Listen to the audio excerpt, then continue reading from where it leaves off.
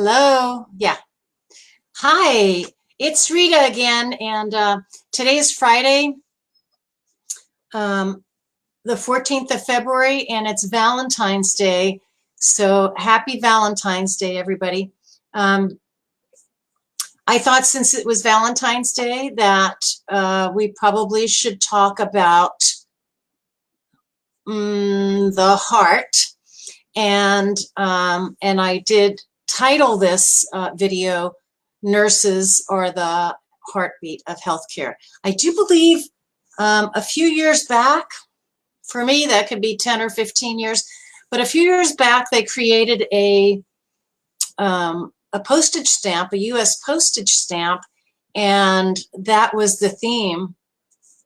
It was a picture of a nurse, and the theme was that nurses are the heartbeat of healthcare. And that is true in many ways because we are there. We are watching our patients and their heartbeat and so many other vital things about them. And we should, and we do, have a lot of compassion, and which comes from the heart. Well, the soul. But I like that nurses are the heartbeat of healthcare.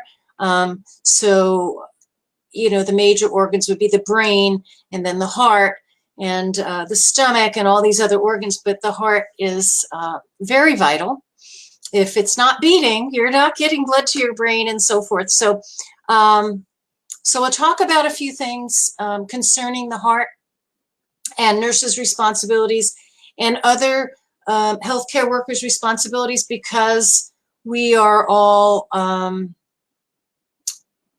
we're not all first responders, actually. Oftentimes your paramedics and your EMTs are your first responders, but, and then the doctor would be a second responder. The nurse might be a second responder in that respect.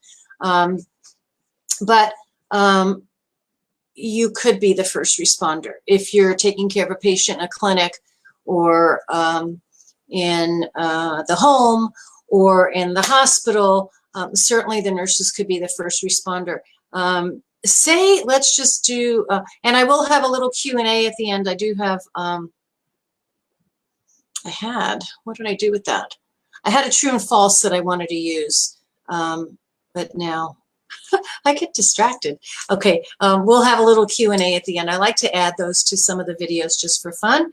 And so let's just say that you were not in your work situation. You were in, let's say, your gym, okay? Or in a home of a friend or a relative, and they appear to be having a heart attack. They're having chest pain or jaw pain. They might be hyperventilating and so forth. So what would be some of the initial things you would do? The basic things you should do, particularly if you're convinced they're having a heart attack and they're not terribly cognizant. They're in so much panic and pain that they look like they might be on their way out. Call for help, right? First thing. Are you okay? And they're like frantic and they're no. And call for help. Call 911, okay? If you know they have no allergies, if they can respond, do you have any allergies? They're like, no allergies. Have them chew or swallow an aspirin, not a Tylenol, but an aspirin. And what else? If they're someone you know, a relative or a neighbor, and do you have nitroglycerin? Do they take nitroglycerin? You can offer that. That's a sublingual medicine, and make sure they take that. And then finally, if they do lose consciousness before help arrives, before your paramedics and EMTs arrive, begin CPR. Okay, so those are your first actions. You would be a first responder in that case, whether you're a nurse, a doctor, a medical assistant, anybody with that CPR background, you would start CPR if they lose consciousness. So then you're going to start to check for pulse and breathing and go right into your basic life support. here's a trick. Here's a trick for somebody that might be having a heart attack, but they might be having a panic attack, right? So the trick is the 7-second exhale. So somebody, like my pregnant daughter, we had an incident with the dog the other night, and she really was, just having a hard time. So I, as soon as we figured out things with the dog, I said, honey, take a deep breath. Take a deep breath through your nose, right? And, take it slowly, like inhale, 1, 2, 3, 4, maybe 5 seconds. But then, and then when you're inhaling, you're filling up your belly, your belly protrudes out, your belly button sticks out, you're really filling up your insides with the air. And then here's the trick. Exhale slowly to the count of 7 seconds. Shh. Or I like the HA, ha, ha. That long, slow exhale.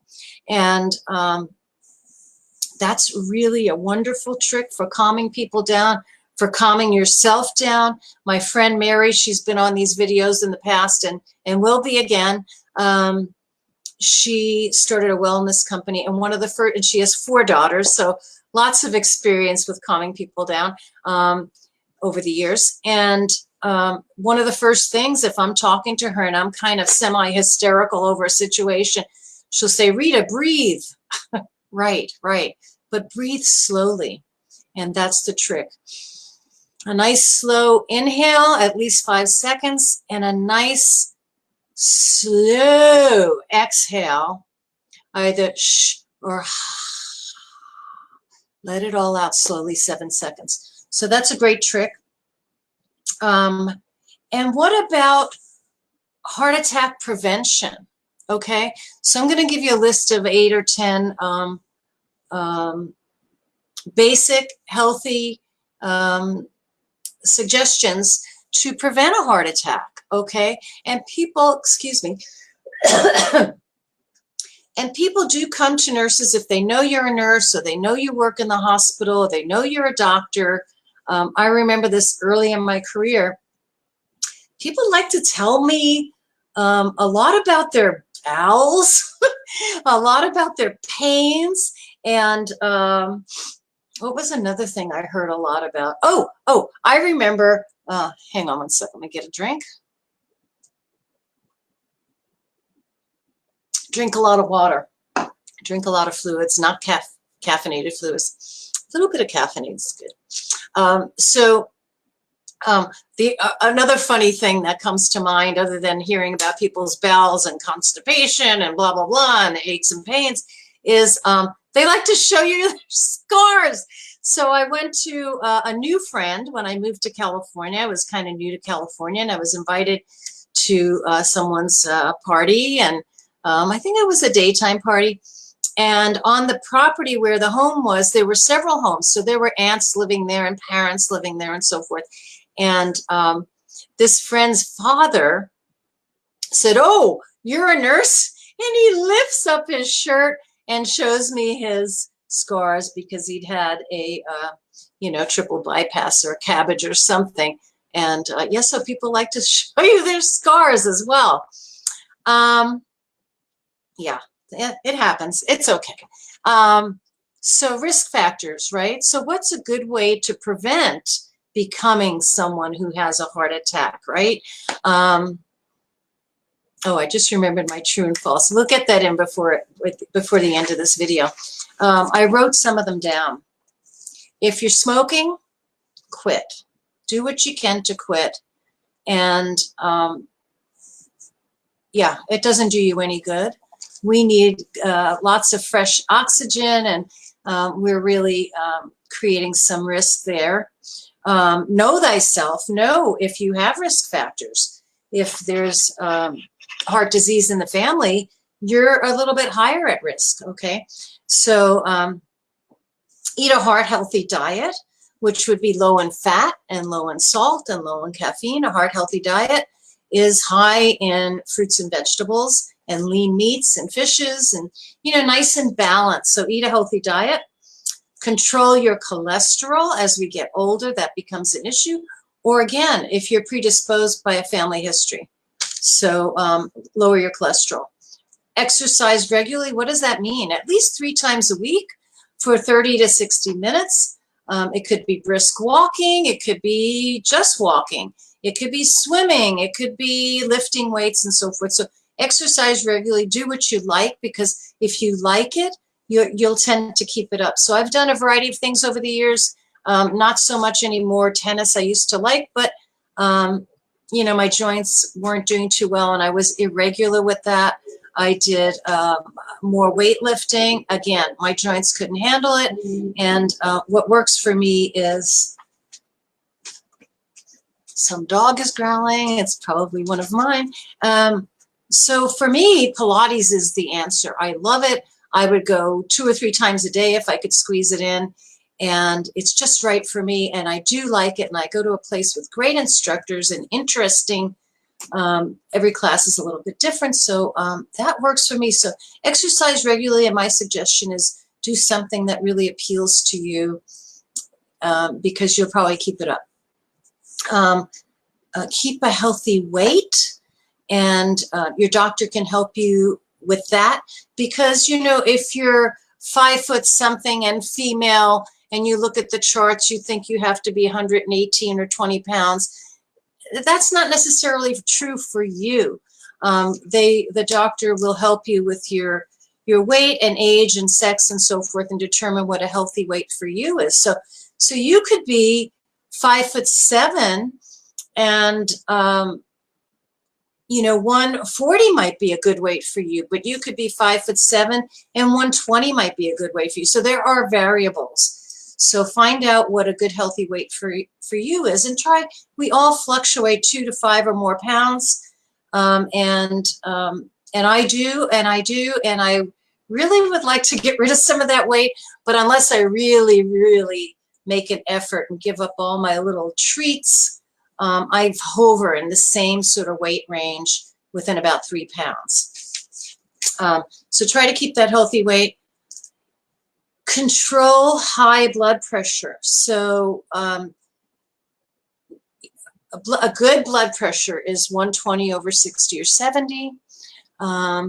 If it starts to creep up more than that, 130/80, 140/90, you're getting into a danger zone. So in your annual physicals, and I'm talking to not just you, but the people you work with and deal with. This information is stuff that's in your right-hand pocket, and it's sort of, I'm probably speaking to the choir, you know these things, but it's good to have to help others in your community, in your jobs, to know these things and reduce your risk. And